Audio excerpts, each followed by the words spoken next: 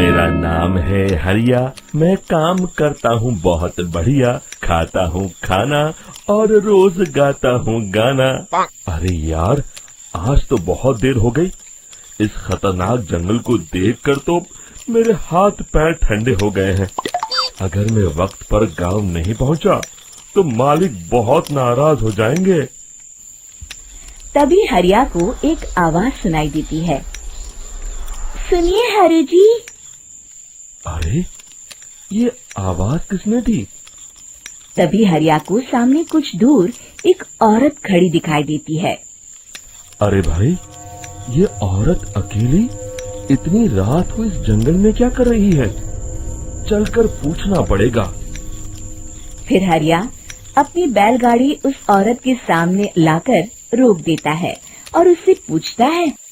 अरे सुनिए, आप इतनी रात को इस खतरनाक जंगल में अकेली क्या कर रही हैं? तभी वो औरत मीठी आवाज में कहती है, अरे हरु जी, आप आ गए।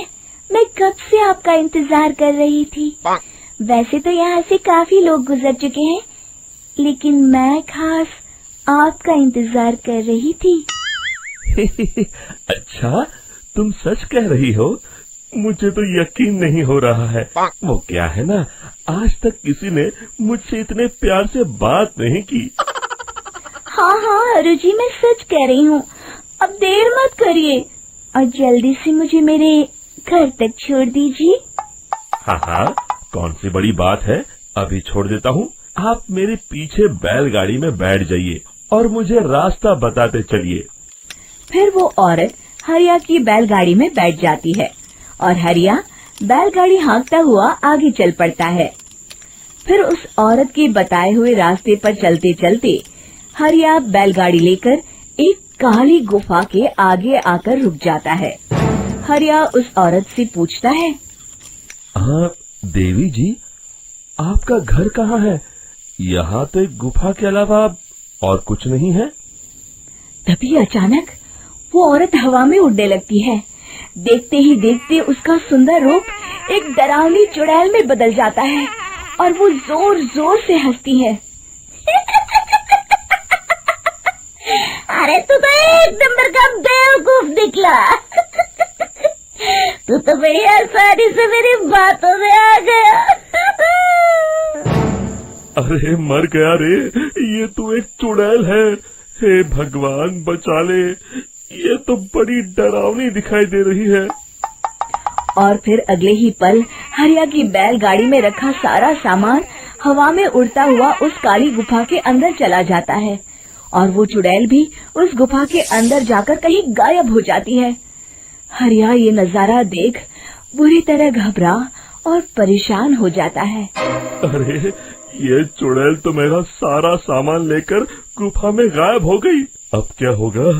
अगर मैं गांव खाली हाथ गया तो मालिक मेरी अच्छी खबर लेंगे। मेरी इस बात का कोई यकीन भी नहीं करेगा। फिर आखिर वही हुआ। हरिया के मालिक चंपक सेठ को हरिया की किसी भी बात पर रत्ती भर भी यकीन नहीं हुआ। चंपक सेठ को लगा हरिया झूठ बोल रहा है और उसने ही लालच में आकर सारा सामान हड़प कर लिया है। फिर हरिया को बेईमान समझकर चंपक सेठ उसे काम से निकाल देता है। अगले दिन अपनी दुकान में परेशान बैठा चंपक सेठ गुस्से में बड़बड़ाता है। अरे, दुकान में तो सामान बिल्कुल भी नहीं है। अब मुझे ही शहर जाकर सामान लाना होगा। फिर वो अपनी बैलगाड़ी लेकर शहर चला जाता है। शहर से सामान लेकर जब चंपक सेठ वापस गांव लौट रहा होता है, तभी उसे एक आवाज सुनाई देती है। चंपक जी, ओ चंपक जी। अरे, ये तो कोई मेरा नाम लेकर मुझे पुकार रहा है। फिर उस रास्ते में वही औरत खड़ी दिखाई देती है। फिर क्या था, हरिया की तरह चंपक सेठ भी उस औरत के पास अपनी बैलगाड़ी लेकर जाता है और वो भी उसकी चिकनी चुपड़ी बातों के मुंह जाल में फंस जाता है। फिर चुड़ैल उसे भी अपनी गुफा तक ले जाती है और उसका सारा सामान लेकर गुफा में गायब हो जाती है। बेचारा चंपक सेठ लाचार होकर खाली हाथ गांव लौट आता है। फिर ये उस जंगल में रोज की बात हो जाती है। जो कोई भी शहर से कुछ लेकर गांव की तरफ लौटता, वो चुड़ैल उसे बेवकूफ बनाकर उसका सारा सामान लेकर गुफा में गायब हो जाती।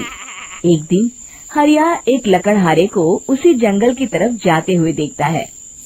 फिर हरिया उसे रोकते हुए कहता है, अरे भाई, क्यों अपनी मौत को दावत दे रहे हो?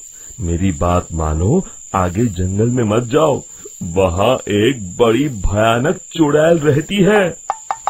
लकड़हारा हरिया की बातों को नजरअंदाज करते हुए कहता है, अरे भाई, मुझे पहले ही बहुत देर हो चुकी है, मुझे जाने दो भाई। शाम तक लकड़ियाँ काट कर शहर के बाजार में बेचना है। तुम अपनी ये कहानी किसी फुर्सत में बैठे इंसान को सुनाओ, मैं तो चला। इतना कहकर लकड़हारा वहाँ से आगे जंगल की तरफ चला जाता है। फिर अगले दिन गांव के मुखिया के घर के बाहर बहुत सारे लोग जमा हो जाते हैं। तभी हाथ में कुल्हाड़ी लिए खड़ा लकड़हारा कहता है, अरे मुखिया जी, अब आप ही हमें बचाइए उस जंगल वाली चुड़ैल से। हमारा सारा काम तो शहर से ही होता है। अरे मुखिया जी, उस चुड़ैल की वजह से तो मैं पूरी तरह बर्बाद हो गया हूँ। हम सबको मिलकर उस चुड़ैल का कोई इलाज करना पड़ेगा। तभी भीड़ में खड़ा वीरा कहता है, आप लोग चिंता मत करिए, कल से वो चुड़ैल किसी को नहीं लूट पाएगी। मेरे पास एक बहुत अच्छी तरकीब है। तभी चंपक सेठ उसका मजाक उड़ाते हुए कहता है, अरे तेरा नाम वीरा है तो क्या हुआ? तूने अभी उस चुड़ैल को देखा नहीं है? जाकर अपना काम कर, बड़ा आया। तब मुखिया जी कहते हैं, नहीं चंपक सेठ, मुझे लगता है हमें इस लड़के को एक मौका देना चाहिए। फिर सभी गांव वाले मुखिया जी की बातों से सहमत हो जाते हैं और वीरा शाम को एक बैलगाड़ी में कुछ सामान लादकर उस जंगल की ओर चल देता है। वीरा, ओ वीरा, कहाँ जा रहा है? तभी वीरा मुड़ के देखता है, वही चुड़ैल एक औरत के रूप में खड़ी है। अरे बहन जी, मैं आपको ही ढूंढ रहा था। देखिए, मैं आपके लिए क्या लाया हूँ। हैं? अरे वाह, तो खुद मेरे लिए इतना सामान लाया है। तू ही अकेला गांव में समझदार है। जरा देखो, मैं भी खोल के, बड़े भूख लगी है। जैसे ही चुड़ैल उस सामान पर से कपड़ा हटाती है, एक भगवान शिव की तेज रोशनी उसके अंदर मूर्ति से निकलती है और चुड़ैल अपने असली रूप में आकर जलने लगती है। अरे मैं जल रही हूँ, बचाओ! बचाओ! ओम नमः शिवाय, मर गई मैं! देखते ही देखते वो चुड़ैल राख के साथ उड़ जाती है और सभी गांव वाले भी वहां जाते हैं।